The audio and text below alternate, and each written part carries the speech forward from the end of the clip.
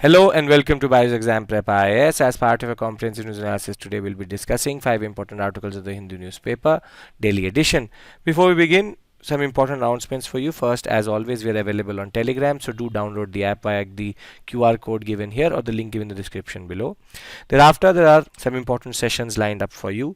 First, that today we have the Chief Justice of India explained session by Ashmeet sir at 8 p.m. Don't miss the session. It's going to be an interesting session talking about the process and the other peculiarities about the Chief Justice of India and the recent appointment in that regard. Thereafter, there are a plethora of different offline workshops which have been lined up for you.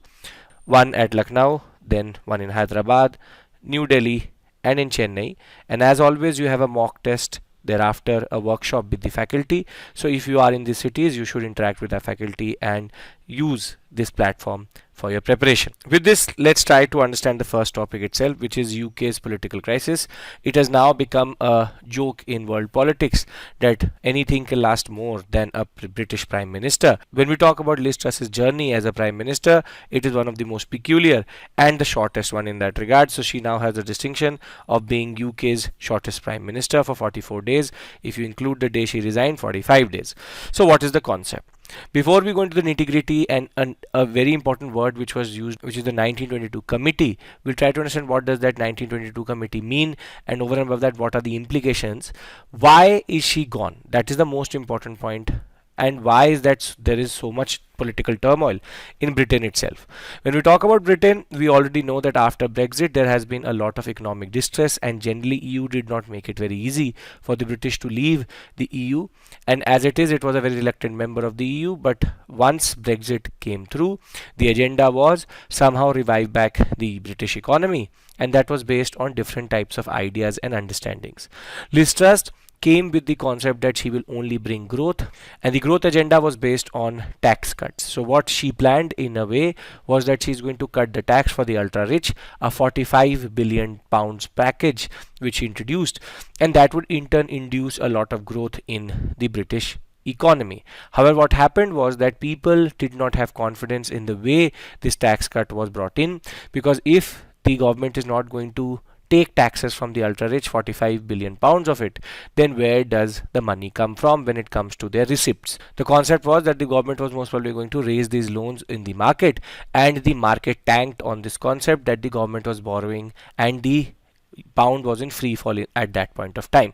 However, once the Bank of England intervened and made sure that the bond markets were stabilized, Liz Truss very quickly lost confidence within her own party, because the basic agenda with which she came was gone. So this is an ongoing story, and more than that, in the past 6 months, Britain now has 4 different prime ministers. But for us, for the purpose of the examination as international relations, it is important to understand that the British are going through a major political crisis at this point of time. We need to understand her policies. That also gives us an indicator, a cautionary tale. At the same point of time, the 1922 committee which he referred to is something important in that regard. So Britain is about to get its third prime minister in 3 months, with Liz Truss, who faced growing pressure from the Conservative MPs to resign, and she has finally resigned in that regard. She said that the agenda with which she actually got the mandate to become the prime minister, she cannot actually fulfill that in that regard, which was to fix the low growth trajectory of the British economy and lowering the taxes in order to increase the growth of the British economy. And now she will have the dubious distinction of being the shortest serving British Prime Minister, and she's taken away this crown from George Canning, who was Prime Minister for 119 days in 1827. For the past 301 years, there has been no Prime Minister who has served shorter than her, and now the British economy, and more than that, the political scene is in a barrel roll, because nobody knows who's going to be the next Prime Minister, and more than that, the economy the way it is, the path is going to be a difficult one. But what she mentioned was much more important to us. See, one of the most important reasons for her to be gone is the energy and fuel inflation, which is technically not her fault, but technically Russia and Ukraine. However, she was the one who was going to come up with a solution, and that was the problem in the long run. But what she said was that she met with the chairman of the powerful 1922 committee, and the leadership election is going to happen next week. Then what is this 1922 committee? Because this is a very specific word used by her. So the 1922 committee is actually a Conservative Party committee, which was formerly known as the Conservative Private Members Committee, and it's a parliamentary group of the Conservative Party in the House of Commons itself, and it consists of all conservative backbenchers, and the word conservative means their political party orientation, and that is the name Conservative and Labour Party. So all conservative backbenchers or backbench members of the parliament who meet weekly while the parliament is in session and provides for the backbenchers to coordinate with the front benchers. So in the British Parliament itself, when they sit in the House of Commons, there are front benches and back benchers. This is the way all the MPs are able to communicate independently in the backbench, and more than that, how they can decide the agenda for the front benchers. Now, for us, this is a cautionary tale, because inflation, recession, these are things which always happen in economies. So what was her solution and why is she gone? Technically, that is the question, why is she gone? So Truss's government's vision was a huge package of tax cuts worth 45 billion pounds or $50 billion, and that would create jobs and improve living standards. But the problem was she was not cutting this tax for the lower half but the upper strata of the society. So the so-called mini budget didn't explain how the government planned to pay for the tax cuts, and the people were very worried. The market verdict was very, very clear, and the pound plunged to a record low, and in turn the Bank of England had to step in to make sure that the bond markets did not crash. More than that, she was not able to explain that the people who were actually struggling to make ends meet, their taxes were not cut, but the top earners of Britain got a tax cut. So this topic is small but very relevant to our preparation, because the British in a way have been connected to us via colonial past itself, and now we see that we have become a resilient and strong democracy, but their democracy at this point of time is in a barrel roll. First point, what you need to remember is very simply that she's the shortest serving prime minister. Second, the fact that the 1922 committee is a parliamentary committee within the Conservative Party which coordinates between different parliamentary members, and more than that, the fact that her basic agenda was that she's going to create a tax cut for the rich, which is in turn going to create opportunities for the poor, which technically did not happen. It looks and sounds flawed at face value itself. That was the agenda on which she got elected. However, she was rejected within 44 days. This in some way is satisfying to us also, being the largest democracy, and technically we were taught by the British how to self-rule. That is the ironical part here. However, it's a cautionary tale for any economy that after a point you have to be very, very clear how you manage deficits. Brexit has backfired on the British big time, and this is a part of that saga. With this, let's move to the second topic. It is equally interesting, which is Google and the Competition Commission of India panel verdict. Now, what is the concept here? Before we go into the nitty-gritty, very simply, the major issue was that Google as a service provider, as an OS provider to any OEM, which is an original equipment manufacturer, Google has made a monopoly over certain services. So what the CCI argued generally was that once, for example, Oppo, Vivo or Realme, or be it Xiaomi, who are not OS manufacturers but hardware manufacturers, OEMs, which is original equipment manufacturers, go for the Android OS, they have to load a bundle of different Google apps which are default to the device and cannot be uninstalled.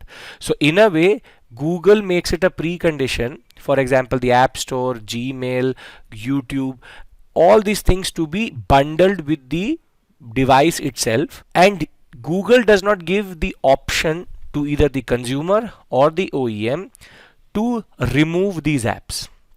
So what the Competition Commission argued was that because you are not giving anybody an option and your model is subscription based, therefore you are acting in an uncompetitive way in this market.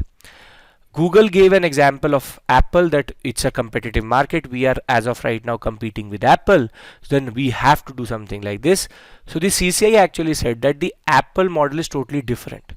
Their understanding is, and their model is to produce very high end smart devices, and within that smart device there is a certain type of OS ecosystem and environment in that regard. However, Google does not create hardware, only software, and as a software manufacturer it is technically creating the context in which it is acting in an uncompetitive way, because it is making you integrate certain systems, certain apps which cannot be removed. therefore removing competition in the market itself. So it's a very important judgment, and 1338 crores worth of penalty has been now imposed on Google. But this is a very important precedence which the CCI has now produced. So this topic itself is extremely important for economics, which is the concept of anti-competitive environment and crony capitalism. Now we'll go into the nitty-gritty and try to understand each and every aspect here. And the basic point is that you are not a hardware producer, you're only a software producer. You can't force other hardware producers or OEMs to bundle something or bouquet something with your Android system or with your OS as a default, which cannot be removed and cannot be uninstalled. This is the basic point. So the Competition Commission of India on Thursday imposed 1337 crore worth of penalty on Google for abusing its dominant position in multiple markets in the Android mobile device ecosystem. It says it therefore issued a cease and desist order, and the CCI also directed Google to modify its conduct within a timeline. It added that original equipment manufacturers, OEMs, should not be forced to pre-install a bouquet of applications which are linked to Google in that regard. Now, the CCI examined various practices of Google with respect to licensing and various proprietary mobile applications such as the Play Store, Google Search, Google Chrome, and YouTube. And 5 relevant markets in India were in question. For licensable OS, for smart mobile devices, App Store, general web search services, and for non-OS specific web browsers and online video hosting platform. These were the 5 markets which were in question at this point of time. Now Google said that we have to do this, we have to bundle all these applications because we are competing with Apple. The competitive constraints being faced from Apple in that regard, but the CCI very clearly delineated the 2 zones, and this is very interesting for us. The CCI said that Apple's business was primarily based on a vertically integrated smart device ecosystem that focused on sale of high-end smart devices. So what they argued was that Apple technically is a hardware manufacturer who also creates an ecosystem with regards to OS. However, when we talk about Google, Google's business model was found to be driven by the ultimate intent of increasing users on its platform so that they interact with its revenue earning services, i.e., or that is online search, which directly affects sale of online advertising services by Google.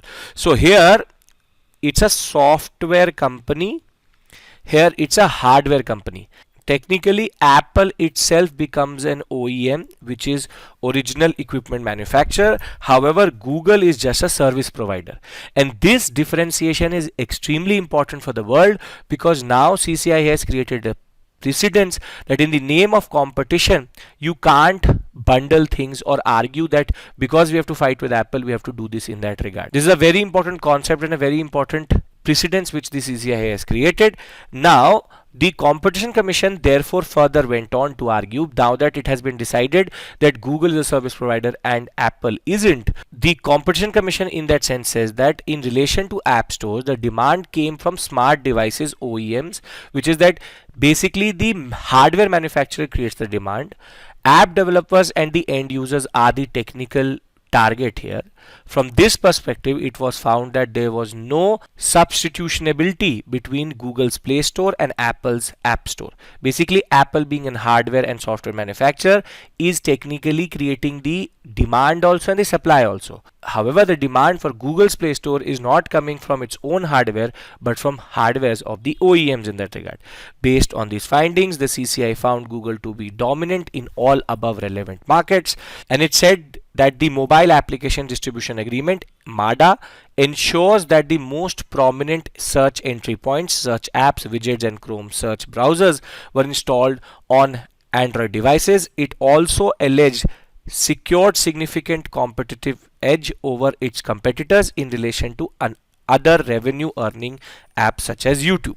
So this is a technical language which they're using, but what it's trying to argue is that because the search entry point of every device which is non-Google, which is an OEM, original equipment manufacturer, is based on Google services and is pre-installed on Android devices, Google has a competitive edge and therefore secures a significant competitive edge over its competitors, even when it comes to YouTube or any other application. Now, what is the concept? See, the concept is very, very clear that the mandatory pre-installation of entire Google mobile suite under MADA and their prominent placement amounted to an imposition of unfair condition on the device manufacturer.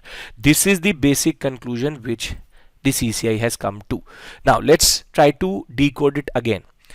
Google is a service provider, is a software company. Apple is a software hardware company. Now Apple creates the demand, which is the iPhone itself, and therefore also supplies the apps through the Apple Play Store. Therefore, it is the demand creator also and the supplier also. The same point of time, the demand is created for Android via the OEMs, which is the original equipment manufacturer, the different companies. However, Google provides services or the OS to it, but the OS is only provided on a basic condition that the OS will come with a Google suite. And this is something which the CCI does not like, which is that why are you making the Google apps mandatory, uninstallable under MADA to any of these original equipment manufacturers? Now this penalty is just a very small amount for Google. However, it is an important precedence, which is now we are trying to delineate the nature of Google. Is it a hardware manufacturer? Is it a software manufacturer?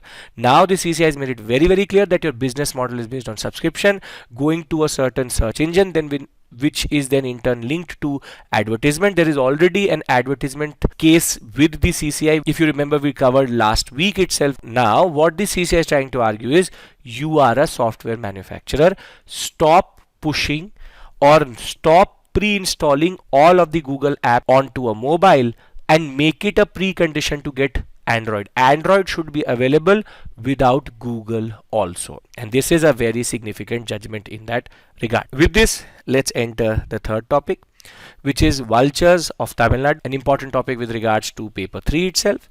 So on October 19, the Tamil Nadu government formed a committee for an institutional framework to conserve vultures. And when we talk about the species which are relevant for the examination in that regard, which are in Tamil Nadu, we have the white-rumped vulture, long-billed vulture, Asian king vulture and Egyptian vulture. Some of them are migratory species and some of them are endemic to India. Now the point of the matter is this is very, very relevant for your examination. They can turn up in the prelims exam with a very simple question: what are the different species of vultures in India? So white-rumped, long-billed, Asian king and Egyptian. And I have decoded the whole article in a sense that we only give you the information which is needed for the exam. So what is the relevant facts for the examination? First is what is their habitat. The habitat is specific to Nilgiris, Erode and Coimbatore, but we are also finding them in districts such as Dharampuri, and this whole sector, Nilgiris, Erode and Coimbatore, is believed to be one of the largest contiguous vulture spotting sector. So contiguous means that it is a continuous sector between Nilgiri, Erode and Coimbatore, where we have a whole plethora of vulture population, and it is contiguous. It is a continuous zone in that regard and the largest in that sense. So where are the nesting areas of these vultures? What are the important protected areas? So the first important protected area which is referred to in the article is that there are 4 species of vultures which are there in the state, which we already discussed. But in the Mudumalai Tiger Reserve, along with the Nilgiri forests and the Satyamangalam Tiger Reserve, these 3 sectors, the Nilgiri Forest Division, the Mudumalai and the Satyamangalam Tiger Reserve, these 3 areas are very important nesting areas for the vultures in that sense, and it has the largest population of vultures south of the Vindhya mountain range. So in the peninsular sector, this sector is the most important nesting, and these 3 districts, Nilgiri, Erode and Coimbatore, are the most important contiguous zone of vultures in that regard. And in the Nilgiris, researchers and the forest department have estimated that there can be between 100 to 120 white-rumped vultures, 10 to 15 long-billed vultures, less than 10 Asian king vultures. Now, for the purpose of the examination, we understand the issue. So first what I'm going to do is I'm going to tell you why is that there is such a major issue and what is the basic solution for this. So the issue, as a lot of us already know, is a very important antibiotic which cattle eat, which is diclofenac. So vulture numbers are decreasing over the past years, with experts attributing to the lesser availability of prey as well as erratic weather.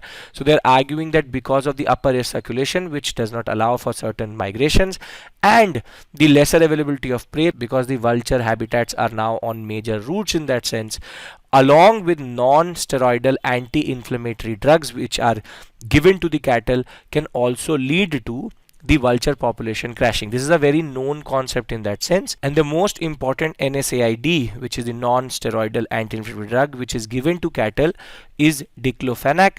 And diclofenac to treat cattle inflammatory diseases can lead to renal failures in the vultures and has been fully banned in the Nilgiri, Erode and Coimbatore sector.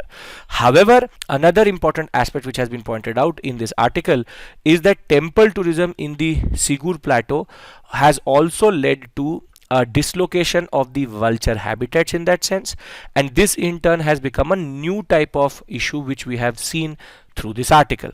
Another threat is the widespread invasive weeds such as the Lacantha camara in vulture landscapes, which hinder the birds from scavenging as their large wingspans require plenty of open areas to safely land and to take it to the skies in case of major threats. But the weeds, what it is technically doing is it is hindering with this process to get open spaces. So even invasive weeds and species can also lead to issues in that regard. Further, the illegal tapping of water, which can lead to water scarcity, along with climate change and forest fires, are also affecting vultures. And the Terminalia Arjuna tree, which is the nesting tree of the vultures, is also disappearing. So now we understand the basic issue, so we also know the solutions. First is the non-steroidal anti-inflammatory drugs which should not be given to cattle on which the vultures feed in this sector. Second, the fact that certain pilgrimage routes or even commercial sectors have been created in the vulture habitat. Third, and these are the two new concepts which we get through the article, is first invasive weeds which don't allow for open spaces, and second, the fact that their basic Arjuna tree on which they nest is also disappearing, along with climate change and water scarcity. So till this point, what have we done? We've done three very simple but important articles. First, Listrus, the fact that UK is in a political crisis at this point of time. The whole concept of reviving the economy via tax cuts to the ultra rich did not work. She's the shortest serving prime minister in that sense. Second, the article tried to argue how Google is a service based company, is not a hardware manufacturer, therefore it cannot bundle or make it a precondition to bundle all Google apps with Android. Android has to be independent of Google, and Apple and Google are separate entities in that regard when it comes to hardware and software. Therefore, Apple's competition cannot push Google to make it an anti-competitive company. And this topic gives you very valuable information with regards to vulture species in India. These issues can be easily linked and written in the examination to get the best marks possible. And more than that, now that we know the problem, we also know the solution, which is we need to create certain zones, contiguous zones in that regard, which are fully vulture friendly, no diclofenac. More than that, we have to make sure that their habitats are protected in the long run. With this, let's enter the fourth topic. This topic we've discussed in different contexts: stubble burning, the air pollution issue in Delhi. But this article is a little bit different. It talks about the age-old concept of stubble burning and the stubble burning season, the discussion which happens on bad weather, and the suffocation of Delhi. And it talks about the fact that this issue is something which we talk about each year, but the issue is historical more than being a year-on-year concept. So this article is interesting because it gives you a solution to an age-old issue, but also talks about the origin of that issue. So before we go into the article, what he is arguing is that basically Green Revolution created the context in which stubble burning has now become an issue. Stubble burning is also because of the fact that the farmers have to rely on the monsoons. Therefore, there is very less turnaround time in the fields. That is why they burn the stubble in the field itself. There was a water crisis which was created because of Green Revolution. Green Revolution, when impacted Punjab and Haryana, though there was increase in yield, it also led to a use of a lot of fertilizers and insecticides and pesticides, which in turn also needed a lot of water. And these factors, which are linked to green revolution, in turn created the context in which the government had to put in legislation and laws which did not allow the use of groundwater, which in turn led to the farmer becoming more and more reliant on the erratic monsoons, which in turn creates the concept of stubble burning. And his understanding is that we need to find a solution which is long term, which is to change the nutrient profile and the crop profile of this area. No in situ or ex situ solution is going to work if it is based on the short term. So let's try to understand this interesting argument. The core issue according to him is that stubble burning can be traced back to 1960s and 70s, when to meet the urgent challenge of feeding the rapidly growing population, India introduced the Green Revolution. The economics of the high yielding variety of paddy and wheat, supported by guaranteed buyers, the government, and minimum support price, led to a duopoly. A duopoly means the two important crops in this area became paddy and wheat, and this duopoly oriented fully on calorific intake, supplanting the diversity of crops in this region, is now backfiring in the long run. So the duopoly of the paddy wheat concept, and because these are the two which produce the most amount of stubble in that regard, in turn led to a major crisis. So what he is arguing very simply is, because we chose paddy and wheat, the Green Revolution in turn led to a use of high yielding variety seeds, which in turn needed a lot of insecticides and pesticides, and high yielding variety of seeds needed a lot of water. When they need a lot of water, groundwater was the first solution, and once groundwater became a major issue with regards to environment, they banned the use of groundwater, which in turn led to them becoming more and more reliant on the monsoon. And once the time between two harvests became shorter, they started to burn the stubble in the field itself. And this is a very important concept, that because the farmer is under pressure because of time, he is burning the stubble in the farm itself. In an attempt to address the growing water crisis, the Punjab and Haryana government introduced laws under water conservation, enforcing farmers and encouraging farmers to look towards the monsoon rather than groundwater to irrigate their crops. Thus, the shortened harvesting season led to the fact that the farmer needed to rapidly clear the field between the Kharif and the Rabi crop, and in the end the quickest way was to burn it in the farm itself. And this is where the issue lies. The issue is always seen as something new. However, it is a 40-year-old concept, that because of the reliance on monsoon and the fact that the farmer rapidly or quickly needs to clear, he has to rely on stubble burning. Now, what the author talks about is the different type of solutions which have been applied.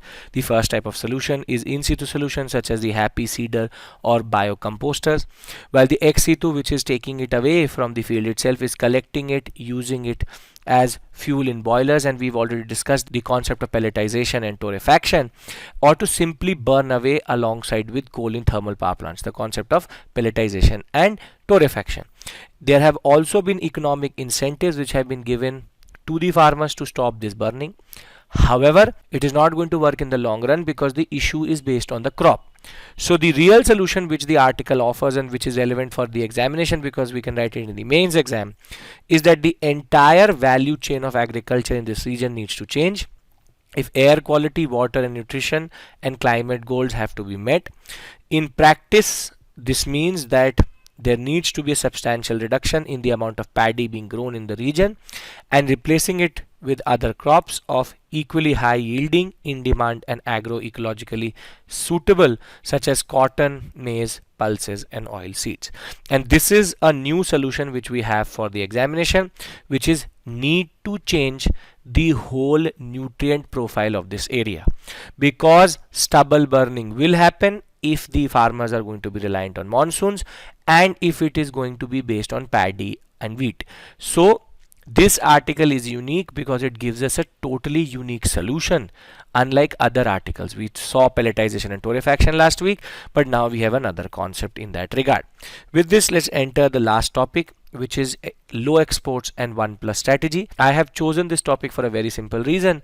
The word 1+ strategy is something which can come in the exam. And what is this concept? See, India has maximum 2% share in world exports. With this export being in 2% bracket, India has always aspired to be an exporting country, which would mean that it would go to 10% to 20% of world exports. But what the article tries to point out is that, and this was technically a quote by the Commerce Secretary himself, that we don't need to have a pessimistic outlook because we are predicting a recession next year. There's a slowing down of global trade because of different factors such as the COVID-19 pandemic itself, Russia-Ukraine energy crisis. India's share of world export is still fairly low, and with the major importing countries moving away from one country policy to the one plus strategy, India has a major chance of improving its exports. So what is the one plus strategy? In the context of the pandemic, people realized that having only one country as your importer can lead to too much reliance on that exporter or that country itself. Therefore, countries are looking for alternatives, and India can be that alternative in that regard. So, as the world looks for resilient supply chain post pandemic, countries as well as businesses are looking for a one plus strategy to reduce dependence on any single supplier nation and are keen to engage with India in that regard. India can go from the 2% to 10% even when we are predicting a slowdown in the world, because the countries are trying to work out this one plus strategy. So one plus strategy, this word itself can come in the examination, be it prelims and mains, and you need to know what it means. Before we move on to the mains question, let's try to understand what we've done today. First, we tried to understand the tenure of the shortest prime minister in English history, Liz Truss, which is the fact that she was coming on a mandate which was never possible, and Brexit has fully created a political crisis in Britain. Within 6 months, 4 different prime ministers. Thereafter, we moved to the CCI verdict on Google, a very landmark judgment in that regard, because it now creates a very important precedence with regards to what is the nature of Google. Google should not and cannot bundle all its apps as a prerequisite under MADA to any OEM, original equipment manufacturer. Thereafter, we moved to the concept of vulture conservation. We understood the issues which Tamil Nadu is facing, which is common to the peninsular India sector itself, and we need to understand that from non-steroidal based anti-inflammatory drugs in cattle to basic corridors of pilgrimages, and now the invasive weeds and habitat issues, vultures are an extremely important animal within this food chain itself, and they need to be protected. Once we understood these 3 important articles, we tried to understand the real solution to the stubble burning crisis, which is changing the nutrient profile of the Haryana Punjab sector because of the green revolution. There's a duopoly, which is the concept of wheat and paddy only being grown, which create a lot of stubble. No in situ ex situ solution can work in the long run. Therefore, we need to change the nutrient profile, the crop profile of this area. And the last topic, a short one, was to introduce you to a term, OnePlus. OnePlus, not the mobile company, but remember, OnePlus strategy is the concept that countries are looking for alternatives, and we need to be that alternative to become the major exporting country, reach that 10 to 20% mark in regards to world exports. With this, let's move to the mains question. What is the OnePlus strategy? Discuss in the context of global projections for the next fiscal year. 150 words, 10 marks. In this, you have to talk about what is the strategy, which is substitution and alternatives, and the global projections for next year is recession. Therefore, India has a very important chance to be resilient in that recession itself as a major exporting country, and it doesn't mean that we have to be pessimistic. Second, discuss the challenges faced in the conservation of vultures in the Indian subcontinent. Here you can pick up the 4 major points discussed in this session. With this, I would like to end the session. Thank you so much for your patience. I will see you in the next session. Thank you. Take care. Bye bye.